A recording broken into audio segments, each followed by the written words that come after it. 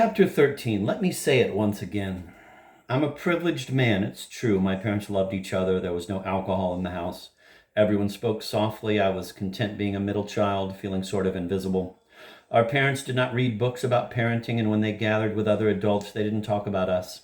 They had their own interests, which were mysterious to us. They were grown-ups, and I looked forward to being one too. They didn't instruct us on how to behave, though they sometimes corrected us. We learned by imitating them and other grown-ups. My parents didn't praise their children. It would have struck me as bizarre if they had. A few of my aunts thought I was special, but it was a secret between me and them, nothing to flaunt. So when I grew up, my keen sense of inferiority was an engine that kept me going. I loved singing bass in the hopeful gospel quartet with Robin and Linda and Kate, but when I stand alone on stage and say, quote, "It's been a quiet week in Lake Wobegon," end quote, and launch into a story about a bitter winter and the invasion of a porcupine who Mrs. Headland believes embodies the ghost of her grandfather, I'm painfully aware of glitches and wrong turns. How do I get back to the dog with the dead fish in his mouth? Why did I get to the guy on the parasail being dragged underwater by the speedboat? I need to bring back the dog before I bring in the hot air balloon. But when I sing duets with Heather Mass, I feel transported. I think Emerson missed out on duet singing. If he'd ever sung harmony with a woman, he would have discovered the true meaning of transcendence. Mostly, Prairie Home was hard work. Comedy does not come easy, not to a brethren boy.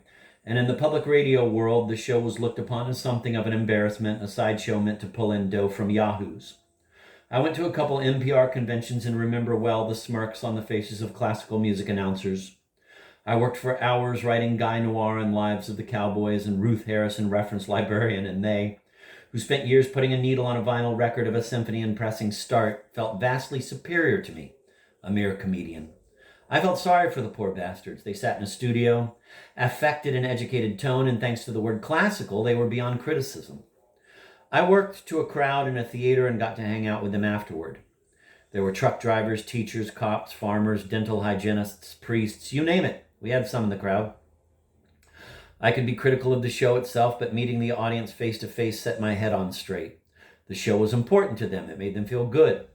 Public radio specialized in musical tragedy, academic blowhards, and newscasts with a comfy leftward tilt. Our show was cheerful. They looked forward to it. They even came to see it. Nobody goes to a studio to watch someone put a needle on a vinyl disc.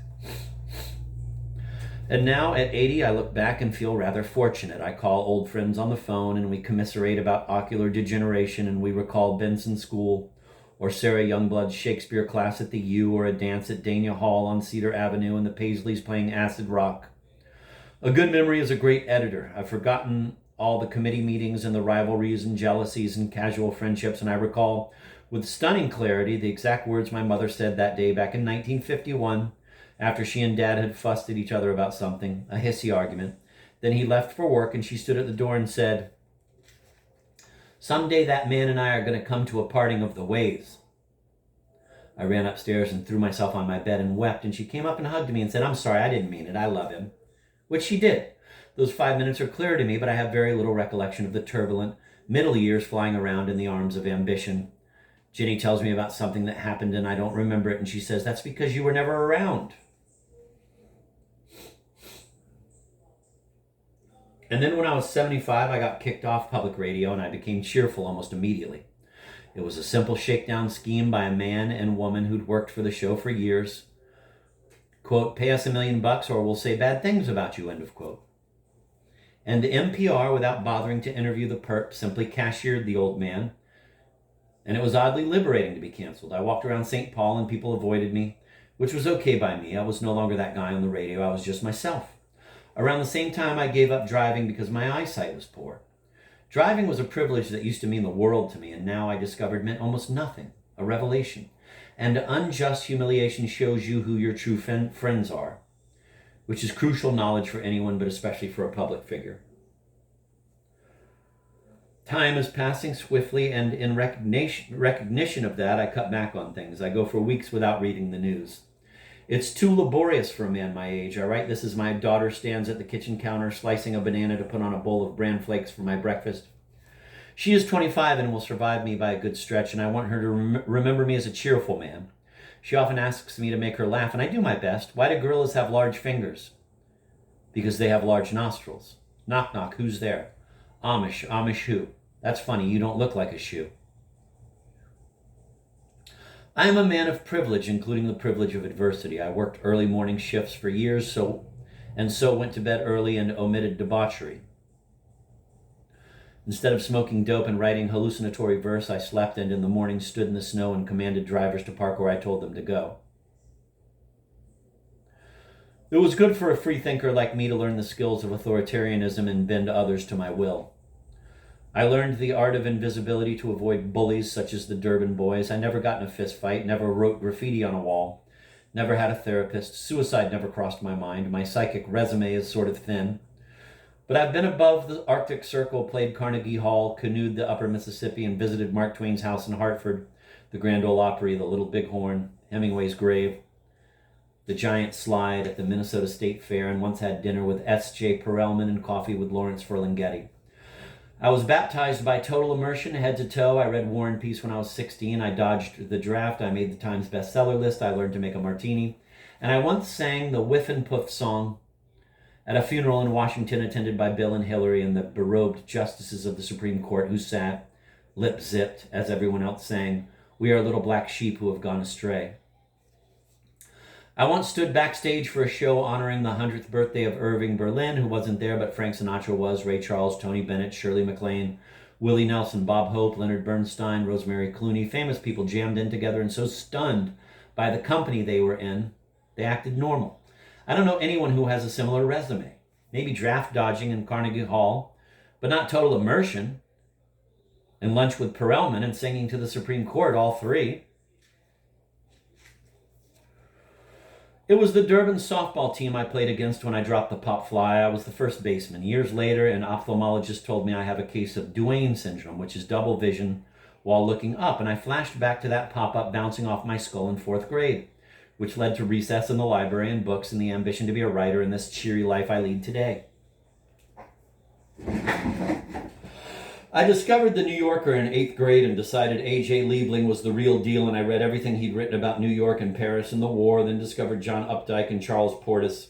My classmates were in choir, band, debate, theater, sports. I read Edith Oliver, Andy Logan, Lillian Ross. I needed a job to pay for college, so I got into radio thanks to my imitation of the buttery baritone of Robert Trout of CBS and Chet Huntley of NBC.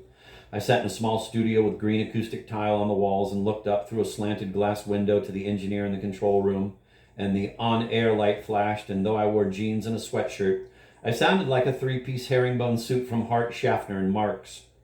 It was an easy job, and it came with a handsome office looking out on stately buildings with columns and a grassy quad, but it was stupefying work in a listless environment.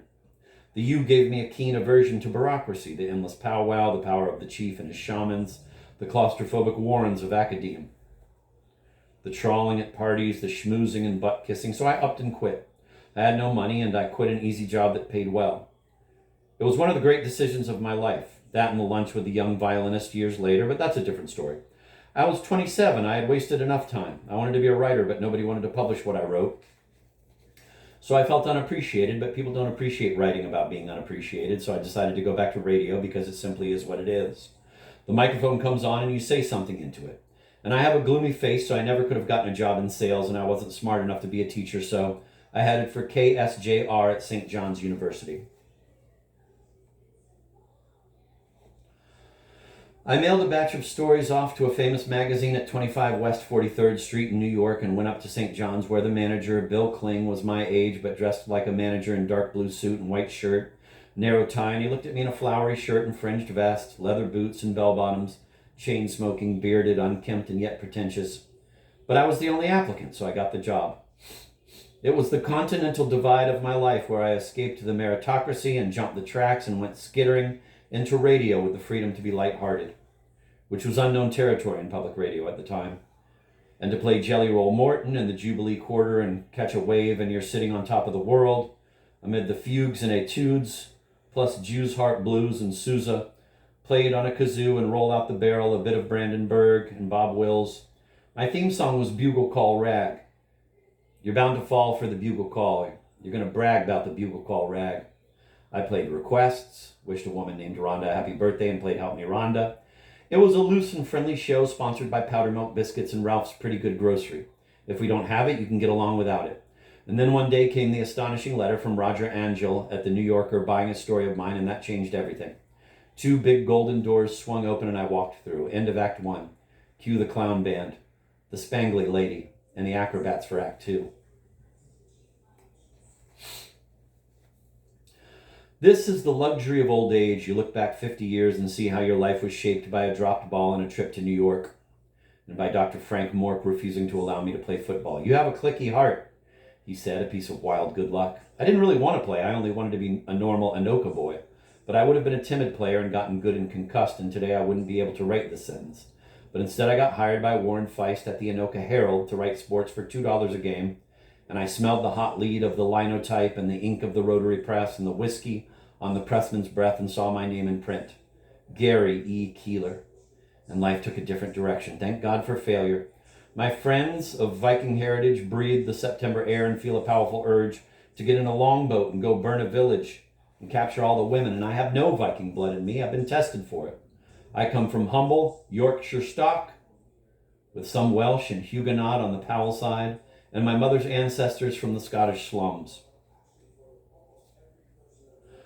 At age 96, Mother told me, "There's so much I'd still like to know, but there's nobody left to ask." A great line. All her 12 siblings who had lived in the big house on Longfellow Avenue were gone. She was an old lady with snow-white hair brushed back, almost blind, her skin papery, reaching out to put a wrinkled hand on my hand. On her bedside table was a photograph of 4 young ladies in their summer dresses, straddling their bicycles, grinning in 1936. She was the one on the left. There's much more I'd like to know, too, but I'm grateful for the pig valve in my heart and YouTube, where Don and Phil Everly sang stories we could tell, and Sam Hudson at the wheel driving us to another theater somewhere to do another show, and my Minnesota coffee mug with the loon on a lake and the coffee in it, also the excellent Micron O2 pen in my hand, and the yellow legal pad. And don't forget the woman who put a hand on my shoulder and said she adores me, which makes me feel like the vintage wine I read about that has, quote, a light velvety body with persistent effervescence, robust but subtle, and a crisp, clean palate enhanced by earthy complexity. It's not easy being robust but subtle, but she brings out the effervescence in me and also the complexity. I always was earthy.